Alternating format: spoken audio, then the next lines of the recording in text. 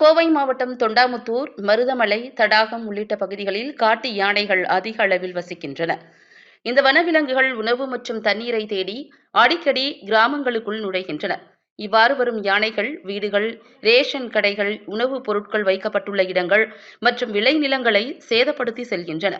இந்நிலையில் தொண்டாமுத்தூர் அருகே கெம்பனூரில் வசிக்கும் விவசாயி கதிரவன் என்பவரின் தோட்டத்திற்கு நள்ளிரவில் 2 காட்டு யானைகள் வந்துள்ளன. அவை மாட்டுக் கொட்டகையில் உள்ள அறையில் மாடுகளுக்காக வைக்கப்பட்டிருந்த தவிடு மூட்டையை சாப்பிட்டு சென்றுள்ளன.